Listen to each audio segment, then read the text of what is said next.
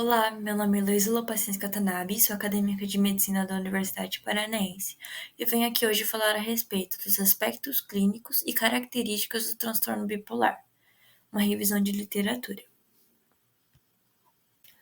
Esses são os autores também do resumo, juntamente com a orientação da professora Irineia. O transtorno bipolar é uma condição psiquiátrica crônica e recorrente, caracterizada por oscilações de humor entre episódios de mania, hipomania e depressão. É um transtorno complexo e multideterminado, causado pela interação de fatores genéticos e ambientais. Ele pode desencadeado ainda pelo estresse sofrido ao final da adolescência, mas ele pode se expressar ao longo de toda a vida. E existem vários aspectos que devem ser considerados por conta disso. A ocorrência desses sintomas psicóticos tende a ser um indicador da gravidade do episódio nas diferentes fases da doença, e ainda a frequência desses episódios tende a marcar a cronicidade da mesma. Segundo alguns estudos, o transtorno ele se diferencia em dois tipos principais. O tipo 1, em que a elevação do humor é grave e persistente, mania, e o tipo 2, em que a elevação do humor é mais branda, que é a hipomania. A taxa de prevalência é de 3 a 5%, o risco de suicídio é de 15% e o transtorno bipolar do tipo 1 tem uma taxa de prevalência de 1,2%. Assim, então, considerando o transtorno bipolar, ele é um importante problema de saúde pública, porque ele afeta tanto o desempenho social e ocupacional dos pacientes. Então, tivemos como objetivo discutir os principais aspectos clínicos e características relacionados ao transtorno bipolar. Dados mostram que homens e mulheres são afetados de forma diferente, sendo maior o risco em adultos jovens, em que o primeiro episódio do tipo 1 do transtorno bipolar é aos 18 anos, e o do tipo 2 se inicia por volta dos 25 anos de idade. O padrão sintomático ao longo do curso é heterogêneo, podendo assumir uma polaridade depressiva, maníaca, mista ou eutímica predominante.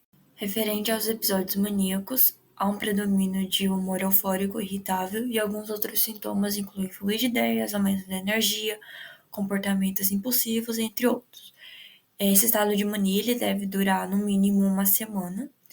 Já na hipomania, o quadro é menos grave e com duração mais breve, cerca de 4 dias consecutivos.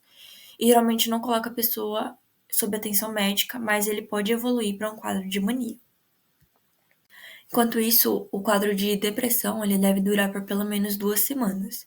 Aqueles que têm o tipo 1, eles têm mais propensão a desenvolver sintomas hipomaníacos, enquanto os do tipo 2, eles têm mais episódios de humor em comparação aos outros, sendo que esses episódios depressivos, eles são mais duradouros, incapacitantes ao longo do tempo, e têm uma tendência de diminuir os intervalos entre os episódios de humor com o envelhecimento. É importante entender essa neurobiologia do transtorno bipolar para conseguir escolher uma forma de tratamento que tem como objetivo diminuir esses sintomas, alcançando até a remissão deles, e envolve medicações como estabilizadores de humor e psicoterapias, principalmente cognitivo-comportamentais, e a psicoeducação. Uma meta-análise também incluiu 15 ensaios clínicos randomizados e percebeu a eficácia dos antidepressivos em comparação ao placebo no tratamento da depressão no transtorno bipolar, sendo algumas recomendações farmacológicas o lítio, a quetiapina como monoterapia, como também a combinação de inibidores seletivos de recaptação de serotonina como a olanzapina. Já em monoterapia, temos um tratamento de segunda linha, com o divalproato e a lurazidona. O transtorno bipolar, então, é de grande importância para a saúde pública, tem seus fatores genéticos e ambientais, e seus sintomas também podem começar ainda, principalmente entre os jovens, incluindo sintomas depressivos, maníacos e hipomaníacos.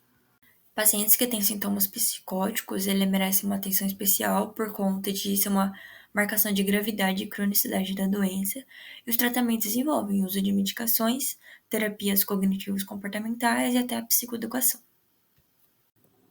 Essas foram as referências utilizadas e eu agradeço a sua atenção.